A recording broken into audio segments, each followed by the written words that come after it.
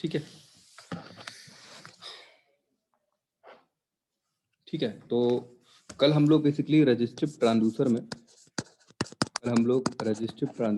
Potentiometer पढ़ रहे थे। ठीक है, थोड़ा सा हम हल्का सा उसका आपको 2 मिनट कंक्लूजन देते हैं। तो हमने कंक्लूजन कल देखा था, कंक्लूजन में हमने क्या देखा था, तो हमारे पास 2 तरह का पोटेंशियोमीटर था। एक तो लोडिंग का पोटेंशियोमीटर था और दूसरा हमारा किसका था, अनलोडिंग का केस था। एक हमारा लोडिंग का केस था। अनलोडिंग का केस में पोटेंशियोमीटर की थ्योरी में याद रखने के सिर्फ 2 पॉइंट है। पहला पॉइंट ये है कि जो पोटेंशियोमीटर होता है वो आपका एक जीरो ऑर्डर इंस्ट्रूमेंट होता है। जीरो ऑर्डर इंस्ट्रूमेंट, तो क्या लिखेंगे, जीरो ऑर्डर इंस्ट्रूमेंट होता है। पहली बात, पोटेंशियोमीटर एक जीरो ऑर्डर इंस्ट्रूमेंट होता है। दूसरी बात, पोटेंशियोमीटर एक वोल्टेज डिवाइडर नेटवर्क होता है। वोल्टेज डिवाइडर नेटवर्क होता है, ठीक है, वोल्टेज डिवाइडर नेटवर्क होता है। और अगर आप ये तो मैथमेटिक्स से भी आप समझ सकते हो। और ये एक लीनियर इंस्ट्रूमेंट है, ठीक है। तो potentiometer is an zero order instrument, ये सबसे इंपॉर्टेंट पॉइंट है। बाकी पॉइंट को तो आप अपने आप से खुद ही सर्किट से ही समझ सकते हो, but potentiometer is zero order instrument. और हमारी इक्वेशन क्या थी, डिस्प्लेसमेंट का रेशियो किसके बराबर था, हमारे रेजिस्टेंस के रेशियो के बराबर था। और हमारा किसके बराबर था, वोल्टेज के रेशियो के बराबर था। बराबर था। ये हमने आपको ये पॉइंट, तो आपको सिंपल इसमें एक ये पॉइंट याद रखना है, जीरो ऑर्डर इंस्ट्रूमेंट। और सेकंड पॉइंट आपको डिस्प्लेसमेंट का रेशियो इक्वल टू रेजिस्टेंस का रेशियो इक्वल टू वोल्टेज का ratio. Sorry, this is in case of an unloading. ये अनलोडिंग का केस है, ठीक है। अनलोडिंग यानी हमने कोई भी लोड नहीं लगाया था, that is an unloading case, ठीक है। तो लोडिंग के केस में क्या था, अनलोडिंग के केस में मैंने आपको क्या बताया था कि जो वोल्ट मीटर आउटपुट में लगा रहे थे, ये जो आपको पोटेंशियोमीटर था, इसमें जो वोल्ट मीटर हम आउटपुट पे लगा रहे थे, इसके मीटर का रेजिस्टेंस को हमने क्या कर दिया था, नेग्लेक्ट कर दिया था, ठीक है। ऐसे ओपन सर्किट की तरह वर्क किया था। जब हम लोडिंग की बात करते हैं, तो लोडिंग के केस में क्या है, तो अगर हम लोडिंग का केस में करेंगे, तो लोडिंग के केस में हम इस मीटर के रेजिस्टेंस को क्या कर रहे थे, कंसीडर कर रहे थे। और ये हमारा क्या था, आउटपुट वोल्टेज था, ये इनपुट वोल्टेज था। तो हमने आपको output voltage by input voltage की इक्वेशन लिखाई थी, F divided by F of 1 minus F into RT by RM plus 1। ये हमने आपको इक्वेशन कर लिखाई थी। That is equation is very important. Potentiometer का कोई भी क्वेश्चन आएगा, अगर डिफिकल्ट क्वेश्चन आता है तो वो इसी फॉर्मूले से ही लगता है। एफ क्या है हमारा, एफ सेंसिटिविटी है। एफ क्या है, वो बेसिकली एफ हमारा यही क्या है, रेशियो है, डिस्प्लेसमेंट का रेशियो या वोल्टेज का रेशियो या फिर आपका that is in simply resistance का रेशियो, ठीक है। तो अभी इस पे basically gate, I think gate 2010 में एक न्यूमेरिकल आया था बहुत अच्छा, इसी फॉर्मूले पे बेसिस। तब से पोटेंशियोमीटर पे एक भी न्यूमेरिकल नहीं आया आज तक, ठीक है। तो ये हमने इसमें कहाँ देख लिया था। अच्छा, इसमें आपका जो ये फैक्टर था, RT बाई RM, इसके बारे में मैंने कल आपको कुछ बताया था। मैंने आपको बोला था कि पोटेंशियोमीटर में हम बेसिकली जब भी पोटेंशियोमीटर की थ्योरी पे या तो जीरो ऑर्डर इंस्ट्रूमेंट पे क्वेश्चन आएगा, थ्योरी में या तो जीरो ऑर्डर इंस्ट्रूमेंट लिखा होगा, या फिर पोटेंशियोमीटर में जो क्वेश्चन आता है वो 2 पार्ट में आता है। पोटेंशियोमीटर की आपसे सेंसिटिविटी और लीनियरिटी, इन पे बेसिकली आपसे क्वेश्चन पूछता है कि पोटेंशियोमीटर की सेंसिटिविटी के लिए रेजिस्टेंस की कौन सी वैल्यू हाई होनी चाहिए, कौन सी वैल्यू कम होनी चाहिए। तो सेंसिटिविटी में आपको सिर्फ एक पॉइंट याद रखना है कि पोटेंशियोमीटर की सेंसिटिविटी हमारी हाई तभी होगी जब इसका आरटी मतलब ये टोटल रेजिस्टेंस आरटी, ये आरटी रेजिस्टेंस हमारा क्या होगा, हाई होगा। कल मैंने आपको बताया था आरटी रेजिस्टेंस के हाई होने का रीजन, आरटी रेजिस्टेंस हाई होगा। लीनियरिटी में मैंने आपको क्या बताया, लीनियरिटी में मैंने बताया कि जो मीटर का रेजिस्टेंस है वो क्या होना चाहिए, आपका मीटर का रेजिस्टेंस इनफाइनाइट होना चाहिए। अच्छा, लीनियरिटी के क्वेश्चन में मीटर का रेजिस्टेंस इनफाइनाइट होना चाहिए या आरटी का रेजिस्टेंस 0 होना चाहिए। आप ये फैक्टर ध्यान रखिए, सिर्फ एक पार्ट ये रखिए कि जो आरटी बाई आरएम की वैल्यू है वो 0, आरटी बाई आरएम की वैल्यू 0 होगी। अब ये आरटी बाई आरएम की वैल्यू 0 होने की इस मैथमेटिक्स में 2 ही तरीके, या तो फिर आरटी 0 हो जाए या फिर हमारा आरएम क्या हो जाए, इनफाइनाइट हो जाए। या आरटी अगर 0 होगा तब भी ये वैल्यू 0 के बराबर आएगी, अगर आरएम इनफाइनाइट होगा तब भी वैल्यू 0 के बराबर आएगी। तो इससे कंक्लूजन क्या बोला कि पोटेंशियोमीटर की लीनियरिटी होने के लिए जो हमारा आरटी का वैल्यू है वो क्या होना चाहिए, कम होना चाहिए, और मीटर का रेजिस्टेंस क्या होना चाहिए, इनफाइनाइट होना चाहिए।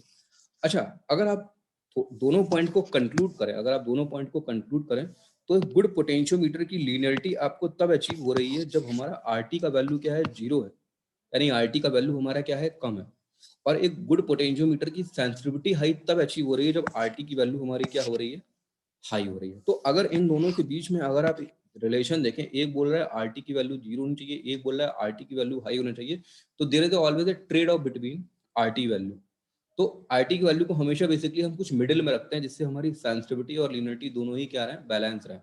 ठीक है, तो ये चीज आपको ध्यान रखनी है। बट अगर आपसे सिर्फ सेंसिटिविटी हाई पूछी गई है तो आपको आरटी की वैल्यू हाई करनी है, अगर आपसे लीनियरिटी पूछी गई है तो आपको आरटी की वैल्यू 0 करनी है, आरएम की वैल्यू 0 करनी है। या फिर आपसे ये पूछ सकता है कि आरटी बाई आरएम क्या होना चाहिए, तो आप बोल रहे हो आरटी बाई आरएम क्या होना चाहिए, लो होना चाहिए। क्वेश्चन घुमा के भी पूछ सकता है कि आरएम बाई आरटी क्या होना चाहिए, भाई ये भी तो क्वेश्चन होता है आरएम बाई आरटी क्या, तो अगर आरटी बाई आरएम लो है तो आरएम बाई आरटी क्या होगा, हाई होगा। मतलब जो भी मैथमेटिक्स लगेगी वो इसी कंसेप्ट पे लगेगी। बस आपको इतना ध्यान रखना है कि R T by R M equal to 0। अब इसमें क्वेश्चन को बहुत तरीके हो सकता है कि अगर R M by R T करेंगे तो क्या होगा, अगर R T by R M 0 तो R M by R T क्या होगा, सिंपल सी बात है, बहुत हाई होगा। 1/0 क्या होता है, इन्फिनिटी होता है। ठीक है, तो इस तरीके से आपको ये दोनों पॉइंट याद रखने होंगे फॉर एन गुड पोटेंशियोमीटर। तो ये चीज जो मैंने पॉइंट बताया आपको, ये पॉइंट आपको सारे क्या करने पड़ेंगे, याद रखने पड़ेंगे। ठीक है, तो ये हमारा पोटेंशियोमीटर का थ्योरी वाला पोर्शन था। अच्छा, पोटेंशियोमीटर में एक, जब हम पोटेंशियोमीटर कर रहे थे तो देखिए ये पोटेंशियोमीटर है इस तरीके से, यहाँ पे क्या है आपका वाइपर है। तो ये वाइपर जो आपका मोशन कर रहा है, ये वाइपर जो आपका मोशन कर रहा है एक लीनियर डायरेक्शन में मोशन कर रहा है, यानी इसका एक लीनियर मोशन है। अगर वाइपर का मोशन लीनियर मोशन है तो उसको क्या बोलते हैं हम, लीनियर पॉट बोलते हैं। क्या बोलते हैं, linear pot, linear pot, linear potentiometer, इसको क्या बोलते हैं, लीनियर पोटेंशियोमीटर, लीनियर पॉट बोलते हैं। बट अगर इस वाइपर के मोशन को हम लीनियर ना करके सर्कुलर कर दें तो क्या बोलेंगे, इसको सर्कुलर करेंगे तो क्या बोलेंगे, इसको एंगुलर पॉट। यानी कि अब हम क्या करें, अब हमने कुछ पोटेंशियोमीटर कुछ इस तरीके का डिजाइन किया, हमने पोटेंशियोमीटर कुछ इस तरीके का डिजाइन किया, ये पोटेंशियोमीटर है, और हमने कुछ एक पोटेंशियोमीटर कुछ इस तरीके का डिजाइन किया, कुछ ये इस,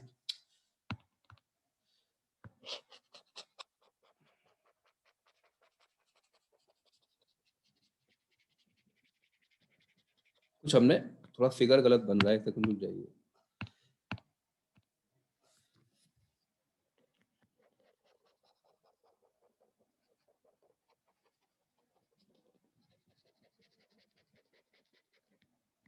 कुछ ये सर्किल टाइप में, ऐसा मान लीजिए पूरा सर्किल है ये, ठीक है, इस तरीके से।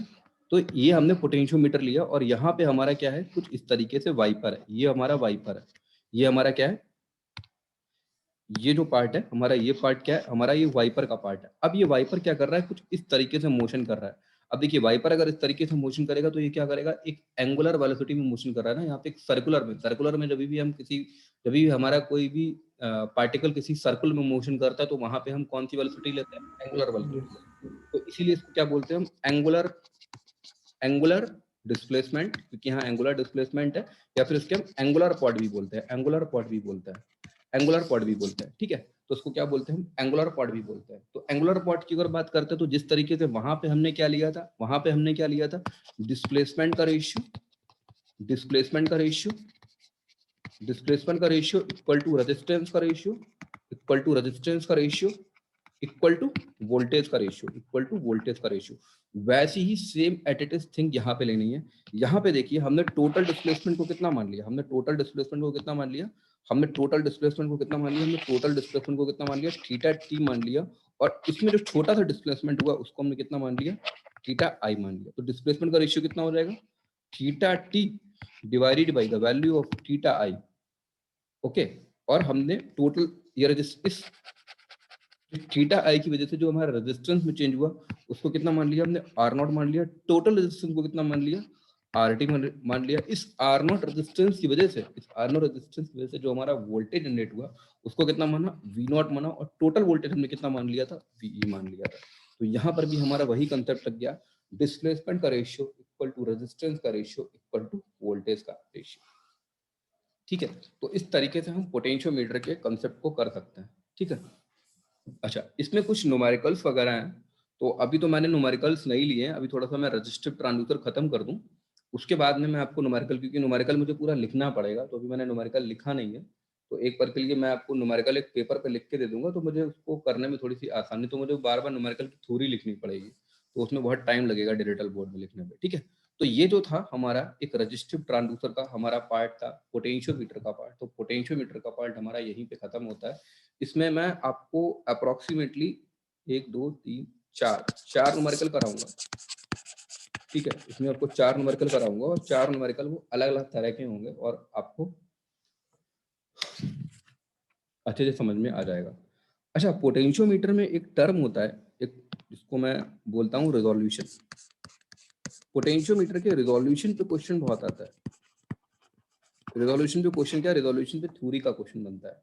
तो रिजोल्यूशन में क्वेश्चन बनने के लिए हम क्या करते हैं, जैसे कि हमने पोटेंशियोमीटर को एक और टाइप्स के बेसिस पर डिफाइन करते हैं। इसको बोलते हैं हम वायर बाउंड पोटेंशियोमीटर। एक होता है वायर बाउंड पॉट, ये थ्योरी वाला पार्ट है। एक होता है वायर बाउंड पॉट और एक होता है नॉन वायर बाउंड पॉट। एक वायर बाउंड पोटेंशियोमीटर होता है और एक नॉन वायर पोटेंशियोमीटर होता है। इसमें आपको नोट डाल के स्टार लगा के ये लिखना है कि जो नॉन वायर बाउंड पोटेंशियोमीटर होता है, उसका वायर बाउंड पोटेंशियोमीटर से जो रिजोल्यूशन होता है वो आपका क्या होता है, हाई होता है। रिजोल्यूशन हाई होता है। अभी मैं बताता हूँ। देखिए वायर बाउंड पोटेंशियोमीटर, देखिए वायर बाउंड पोटेंशियोमीटर क्या होता है, वायर बाउंड पोटेंशियोमीटर क्या होता है, वायर बाउंड पोटेंशियोमीटर क्या होता है। रिजोल्यूशन इज डायरेक्टली प्रोपोर्शनल होता है 1/n। अच्छा, आप यहाँ पे थोड़ा सा समझने की कोशिश करिए कि what is the meaning of the resolution. एक पोटेंशियोमीटर का रिजोल्यूशन क्या होता है। देखिए रिजोल्यूशन की सबसे पहले हम डेफिनेशन पे जाते हैं और फिर उसको हम पॉट से कनेक्टेड करेंगे। तो रिजोल्यूशन का मतलब होता है, रिजोल्यूशन और सेंसिटिविटी के डेफिनेशन में एक ही वर्ड का डिफरेंस होता है और वो वर्ड आता है चेंज। सेंसिटिविटी कहती है कि किसी भी इनपुट के मिनिमम वैल्यू को हम मेजरमेंट करना, इट इज कॉल्ड सेंसिटिविटी।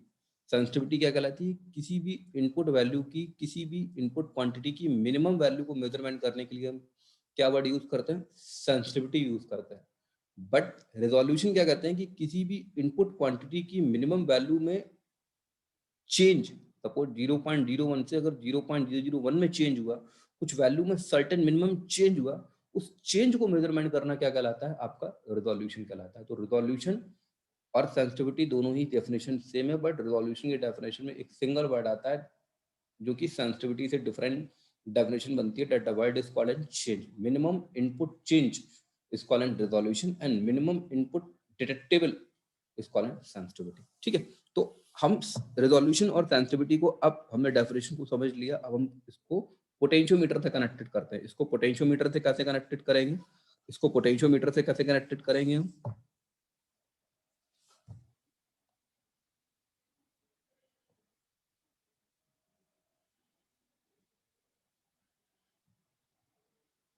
इसको पोटेंशियोमीटर से कैसे कनेक्टेड करेंगे। एक सेकंड रुक जाइए जरा, थोड़ा मैं लोगों को देख रहा हूँ कौन कौन प्रेजेंट है, कौन कौन अब्सेंट है।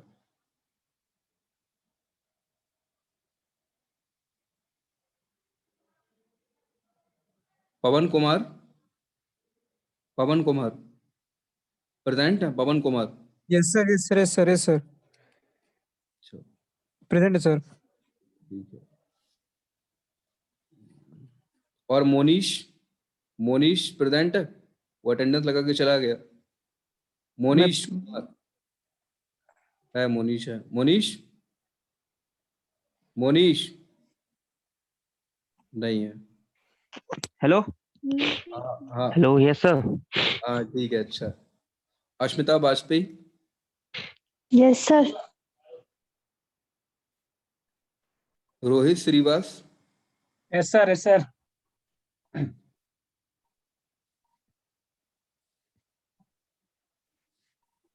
और कौन है, ठीक है। चलिए, तो अब हम रिजोल्यूशन समझने की कोशिश करते हैं कि एक पोटेंशियोमीटर के अंदर रिजोल्यूशन का क्या मतलब होता है। देखिए, अगर हम पोटेंशियोमीटर के डायग्राम को ड्रॉ करें, देखो हमने पोटेंशियोमीटर को दो तरीके से ड्रॉ किया। एक पोटेंशियोमीटर तो हमने कुछ इस तरीके से ड्रॉ किया, ठीक है। ये मैंने माना कि ये टीथ हमारा कितना है, इसको मैं एक 1 पॉइंट मान लेता हूँ, इसको 2 मान लेता हूँ, इसके टॉप पॉइंट को 3 मान लेता हूँ, ठीक है। और एक पोटेंशियोमीटर हमने कैसा ड्रॉ किया, कुछ इस तरीके से ड्रॉ किया,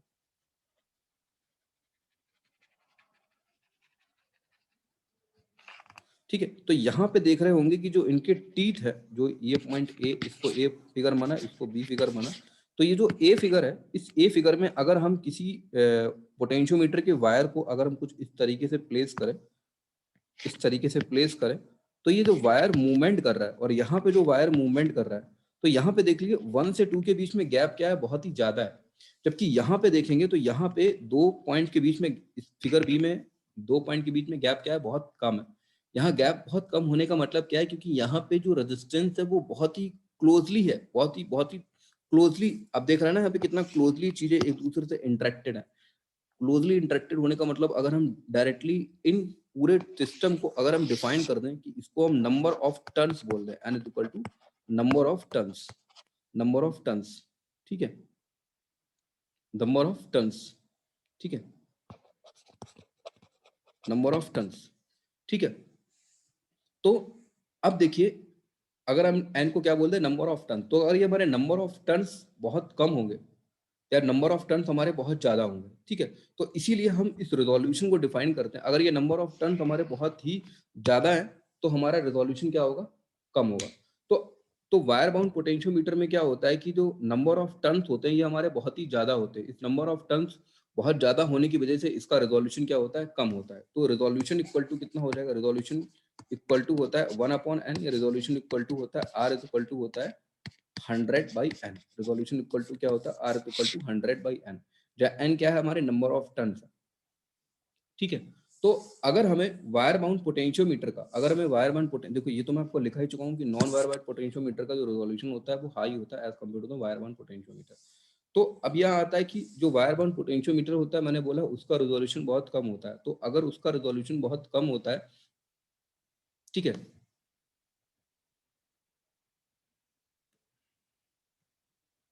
ठीक है, एक सेकंड रुकिएगा जरा। देखिए यहाँ पे मैंने आपको बोला कि जो नॉन वायर बाउंड पोटेंशियोमीटर होता है उसका रेजोल्यूशन वायर बाउंड पोटेंशियोमीटर से क्या होता है, बहुत ही ज्यादा होता है, ठीक है। यहाँ पे जो आर है ना, ये बेसिकली आपका रेजिस्टेंस को रिप्रेजेंट कर रहा है। It is not a resolution, it is represented a resistance. R is directly proportional to 1/n में n आपका नंबर ऑफ टर्न्स है और R क्या है, आपका रेजिस्टेंस है। R क्या है, आपका रेजिस्टेंस है, ठीक है। तो अगर आप देखिए, अगर आप नंबर ऑफ टर्म्स को इंक्रीज करते हैं, यानी कि अगर आप n की वैल्यू को इंक्रीज करते हैं, अगर आप n की वैल्यू को इंक्रीज करते हैं तो वैल्यू ऑफ r क्या होगा, वैल्यू ऑफ r क्या होगा, आपका कम होगा। अगर वैल्यू ऑफ r आपका कम होगा तो आप क्या करेंगे, लेस डिफरेंस को, अगर लेस डिफरेंस को क्या कर लेंगे, इजीली डिटेक्ट कर लेंगे, लेस डिफरेंस को इजीली डिटेक्ट कर लेंगे। और अगर आप लेस डिफरेंस को इजीली डिटेक्ट कर लेंगे तो आपका फाइनली रिजोल्यूशन भी क्या होगा, आपका रेजोल्यूशन भी क्या होगा, आपका रेजोल्यूशन भी क्या होगा, हाई होगा। आपका रेजोल्यूशन भी क्या होगा, हाई होगा, ठीक है। तो इस तरीके से हम वायर बाउंड पोटेंशियोमीटर के रेजोल्यूशन को हम क्या कर सकते हैं, इंक्रीज कर सकते हैं। और एक दूसरा पॉइंट और भी होता है कि जैसे कि अगर हम डायमीटर को, ये एक छोटा सा याद रखने वाला पॉइंट है पर उस पर क्वेश्चन आता है, अगर हम डायमीटर को कम कर दें, अगर हम डायमीटर को कम कर दें तो बेसिकली क्या करेंगे, हम थिन वायर को यूज करेंगे। थिन वायर को यूज करेंगे तो उससे भी हमारा रेजोल्यूशन इंक्रीज कर जाएगा।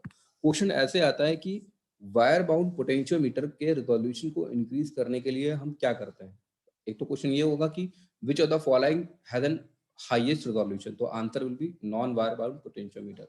या क्वेश्चन घुमा के ये आ सकता है कि वायर बाउंड पोटेंशियोमीटर का रेजोल्यूशन कम होता है, दैट इज करेक्ट, बट इसके रेजोल्यूशन को इंक्रीज करने के लिए हम क्या करते हैं। तो इसको रेजोल्यूशन को इंक्रीज करने के लिए आप ये पॉइंट याद रखिएगा, that is an very important point. हम उसके डायमीटर को क्या करते हैं, कम करते हैं। अगर डायमीटर को कम करेंगे तो हमारा रेजोल्यूशन क्या कर जाएगा, इंक्रीज कर जाएगा। That is an very important point, ठीक है। उसके बाद में एक अगला वर्ड आता है जिसको हम बोलते हैं हेलीपॉड। हेलीपॉड जैसे कि हमारा एक लीनियर पॉट होता है, एक हमारा रेक्टेंगुलर, एक लीनियर पॉट हो गया, एक हमारा एंगुलर पॉट हो गया, उसी तरीके से हमारा एक और इंस्ट्रूमेंट होता है जिसको क्या बोलते हैं, हम हेलीपॉड बोलते हैं। अच्छा, हेलीपॉड क्या होता है, हेलिकल होता है। और हेलिकल आप शेप समझते हो, हेलिकल क्या होता है, जो कि आपका translation plus rotational, translation and rotational, यानी कि जिसमें ट्रांसलेटर वेलोसिटी भी होती है और रोटेशनल वेलोसिटी भी होती है। अगर इसको हम ड्रॉ करें तो उसको कुछ इस तरीके से ड्रॉ कर सकते हैं,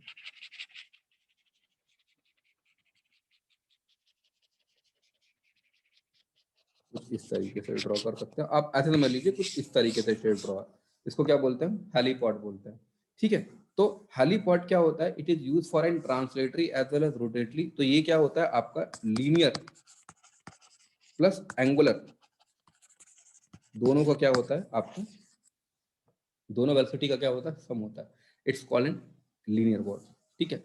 अच्छा, एक छोटा सा आप इसमें जो कुछ थ्योरी वाला पॉइंट है इसमें कुछ नोट डाल के लिख सकते हैं। पहला नोट मैं इसमें लिख रहा हूं कि इन द वायर, देखो एक पॉइंट है, in the wire bound potentiometer, अगर हम इसके रेजिस्टेंस की वैल्यू को इंक्रीज करेंगे तो इसमें क्या होता है, ये लार्ज करंट कैरिंग कैपेसिटी होता है, लार्ज करंट कैपेसिटी। ये पॉइंट अपने आप में याद रखने वाला है कि in the wire bound potentiometer is an large current capacity. ठीक है ना। In the non wire bound potentiometer, non wire bound potentiometer जो करंट कैपेसिटी होती है, जो करंट कैपेसिटी होती है, जो करंट कैपेसिटी हमारी होती है वो क्या होती है, हमारी लिमिटेड होती है। ये भी अपने आप में एक याद रखने वाला पॉइंट है कि जो वायर बाउंड पोटेंशियोमीटर होता है उसमें करंट कैपेसिटी आपकी क्या होती है, लार्ज होती है, जबकि नॉन वायर बाउंड पोटेंशियोमीटर में आपकी करंट कैपेसिटी क्या होती है, लिमिटेड होती है। ठीक है। अच्छा, डाउट है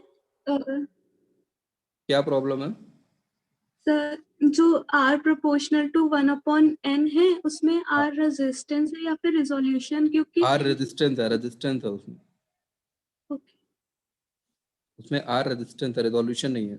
इनिशियल मैंने रेजोल्यूशन बोल दिया था पर आर उसमें रेजिस्टेंस है। ठीक है। Are directly proportional to 1/n, इसमें n अगर आप इंक्रीज करोगे तो रेजिस्टेंस आपका क्या करेगा, घटेगा। अगर आपका रेजिस्टेंस घटेगा, आप खुद ही देख लेना कि अगर कोई भी, अगर आपका रेजिस्टेंस बहुत ज्यादा है, अगर आपका रेजिस्टेंस बहुत ज्यादा है तो आपको उसमें अगर रेजिस्टेंस बहुत ज्यादा है तो करंट हमेशा कौन सा पाथ फॉलो करती है, लो रेजिस्टेंस का पाथ फॉलो करती है। अगर रेजिस्टेंस आपका बहुत कम हो गया तो उसमें करंट आपकी इजीली, अगर रेजिस्टेंस बहुत हाई है तो करंट उसमें जल्दी इंटर नहीं करेगी।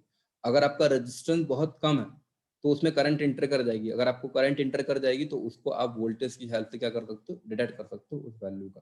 तो अगर आप n की वैल्यू को इंक्रीज करोगे तो रेजिस्टेंस आपका घटेगा। उस रेजिस्टेंस की घटने की वजह से जो छोटा सा बिट, क्योंकि पोटेंशियोमीटर से अल्टीमेटली हम कर क्या रहा है, पोटेंशियोमीटर से डिस्प्लेसमेंट से चेंज होने पे हमको रेजिस्टेंस में चेंज हो रहा है, बट उस रेजिस्टेंस को कैलिब्रेट कर रहे हैं इन टर्म्स ऑफ वोल्टेज, यानी फाइनली हमको कहीं ना कहीं वोल्टेज लेना है।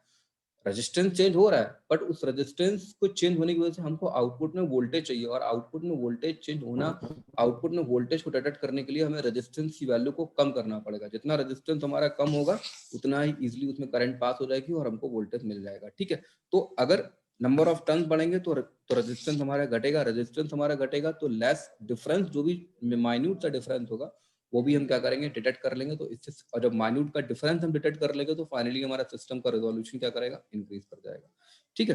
तो इस पार्ट में अब हम एडवांटेज वाले पार्ट को समझते हैं। What is the advantage, part का एडवांटेज क्या है।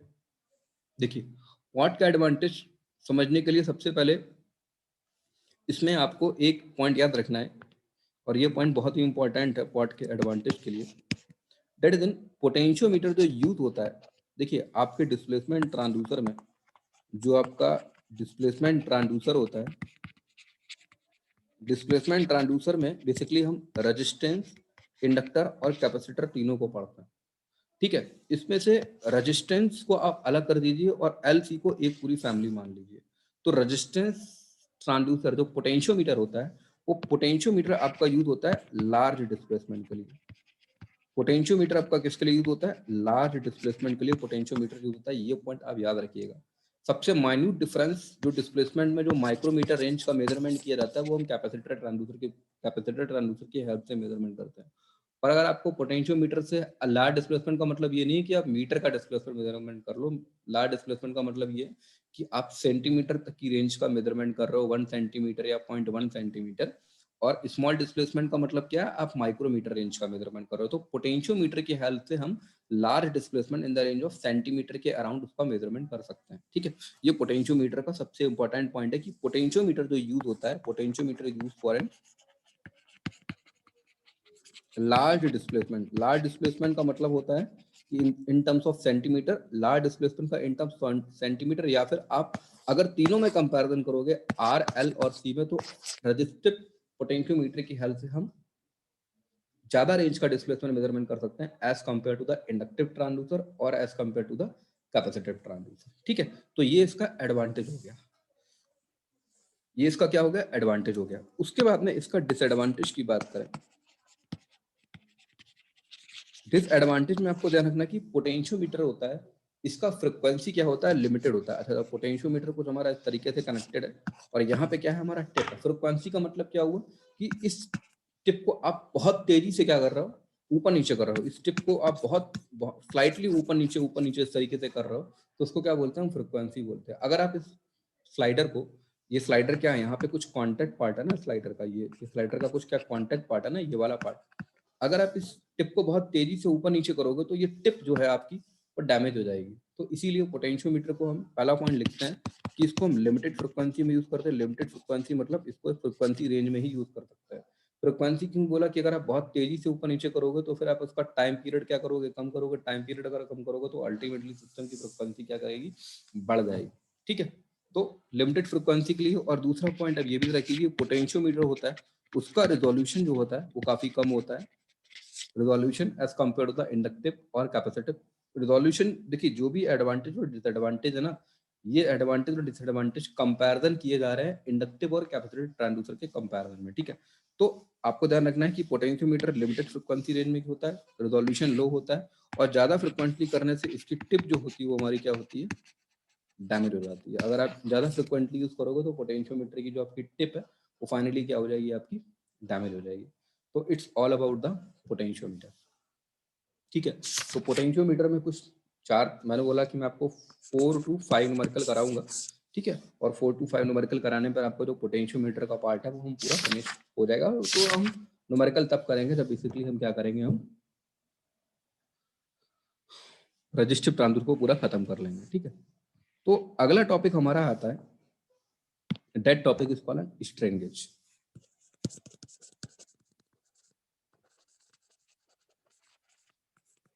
अगला टॉपिक हमारा क्या आता है, जिसको हम क्या बोलते हैं, स्ट्रेन गेज बोलते हैं।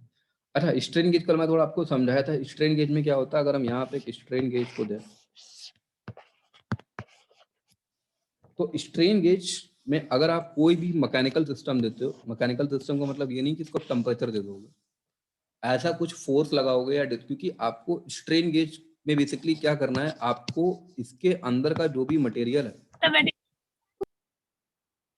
के अंदर का जो भी मटेरियल है उसका डिफॉर्मेशन करना है। तो आप इसके इस पर्टिकुलर मटेरियल की, अगर मैं बोलूँगा रेक्टेंगल है, इसकी शेप आप कैसे कर सकते हो चेंज, आप डिस्प्लेसमेंट लगा के कर सकते हो। आप इसमें डिस्प्लेसमेंट लगा दो, यानी कोई इसमें आप डिस्प्लेसमेंट लगा दो, या फिर इसमें आप कोई फोर्स लगा दो, या फिर इसमें आप कोई प्रेशर लगा दो, या फिर इसमें आप कोई टॉर्क लगा दो।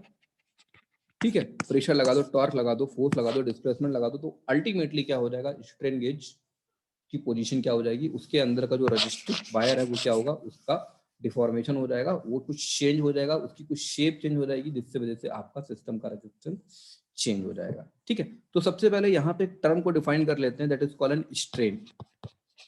आप स्ट्रेन पढ़ के आऊंगे। स्ट्रेन, स्ट्रेन क्या होता है, change in length upon actual length. Basically यहाँ पे हुक के लॉ को फॉलो करते हैं, हुक का लॉ क्लास 12 में पढ़कर आए होंगे।